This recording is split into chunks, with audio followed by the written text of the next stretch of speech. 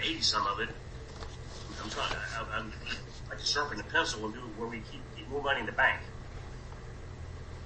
I agree with that, but if we approve this budget, we can come back here in a few weeks and sharpen our pencils and get this down. Can I say one more thing? Look at 2031. Hang on a minute. Okay. Let me, Mr. Mike, what do you say to what I just said?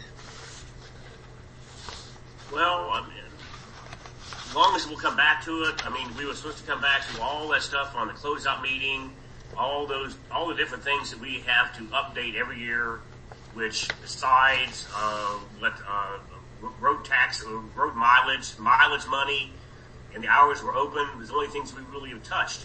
There's all kinds of things there that we said we were going to come back for the first year and never have done. I'm willing to do that if we will come back to it. You know, it's. Well, let's make a date here. First, a couple weeks in April, and get back to it. Finish it. We have a budget, and then we'll fine tune. All right, let's move on to meeting minutes. Huh. Mr. McLaughlin, you asked for this on the agenda. Okay, well, are we done with the budget? No, I don't see you done. You need to look at one line. Just. First, man, when do you want to discuss the continuation of this? First or second week in April? You want to set the second week of April? And then let's make it. You're discussing. Trustee Mann, McLaughlin's talking about two different issues. He's talking about the list of the first resolution of the year, the last resolution of the year, the 30 items. It's a bulk resolution to update our paperwork, our schedules, our hours, our forms. That's a separate issue. So if you're proposing a meeting to discuss that, that's fine. But we don't have time to reschedule another budget discussion at this point. I'm sorry you misunderstood me. That's not the impression I was making. I was just referring to that situation as you made the comment of doing it in the future. And I was using that as an example of something else that we said we were going to do in the future and never did. I did not mean that that to me, you being president, and you're the one that said that you were going to do that this year, that's yours to step up and take care of. I was not scheduling that. I was just using that as an example of something that we have not taken care of in the future.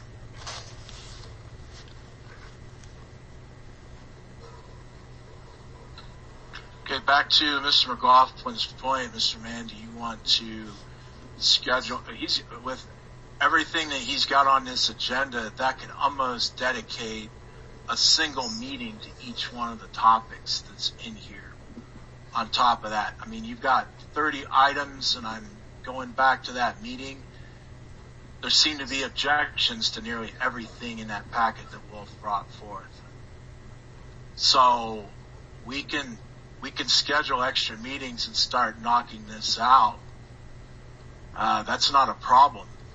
But we've also wasted time in previous meetings when we could have addressed this because of the disagreements in these conversations. So,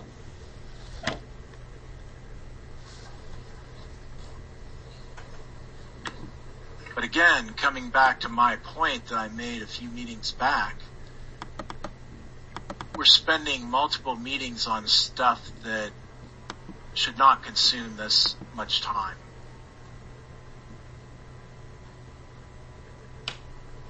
So,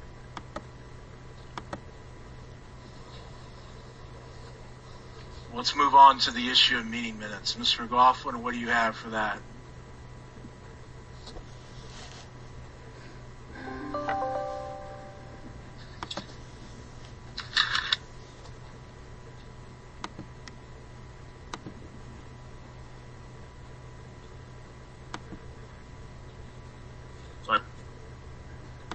Mike, you're on mute.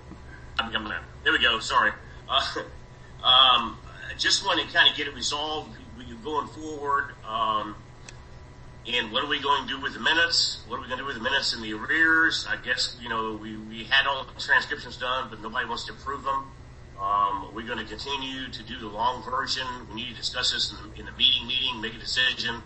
I really think we need to go back to the short version, what nobody else does. Save a lot of money. You have thousands and thousands and thousands of taxpayers' dollars in there to do this long version, when a short version could be done, save all kinds of money. And we've talked about this numerous times. I'm not opening up a new can of worms. I'm just hearing where we're going to go with it. We had to decide about the same time last year. We decided we were going to do the short version. And then it'll be harder to miss a meeting being on Zoom, because I can be anywhere and get on a Zoom meeting, so you won't be able to sneak one in on me and change it when I'm not here. But I really think we need to put a resolution on the floor and go do these things in the short version. Nobody else does long version. Okay, let's continue this discussion in tonight's meeting, the main meeting. Next on the agenda, resignation from John Callaghan.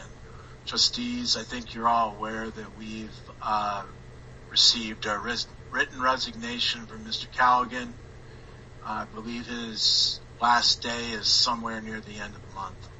So he's going to be here a couple more weeks.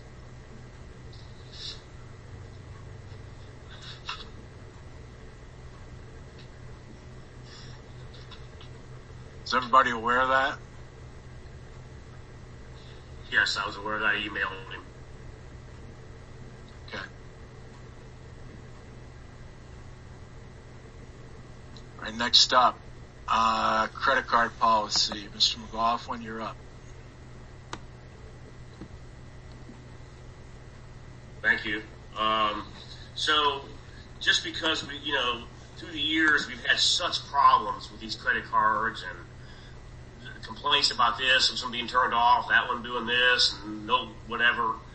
I think we need to, if we ever write down the number 19019, that is the present, from as far as I can see, the most current credit card policy we have on the books. So I think we need to look at that, go over it, if nothing more than to update that and make it more current. But I think that we need to have a policy. Maybe we can add to this a little bit. My employers, if you want to use a credit card, you fill out a PO before you use a credit card, get it approved. So section 4D, notification of purchase. Prior to using the credit card, the authorized user should make good faith effort to notify the Board of Trustees about their authorized representation purchase. So, it discusses a lot of things, and I wouldn't mind kind of going over this. That's why I just brought it up, that we can get a better handle on the use of our credit cards, bring this policy back up. So, Trustee Mann and Trustee McGuire, please pull out 19019, put it in print, and we'll discuss it a little better in the next meeting. So you want to advocate prior authorization to using the cards?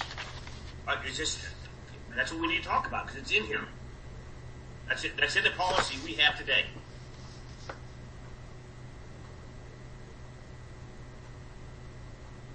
I would agree with that approach, and I think that's not being adhered to by staff. And by virtue of blanket purchase orders, a lot of things are being purchased that should come across the trustees' desks for approval before the purchases are made. So you've got no dispute from me on a change like that or stricter adherence to it. We also have a finding from the previous audit that's recommending changes to the credit card policy. So that's definitely something that needs to be addressed so that we can close out that audit finding issue. And I've got some things that I'd like to add to that also, so we're on the same page on that. Thank you. Trustee Mann, will you be able to pull that document up? Can you print that and look at it?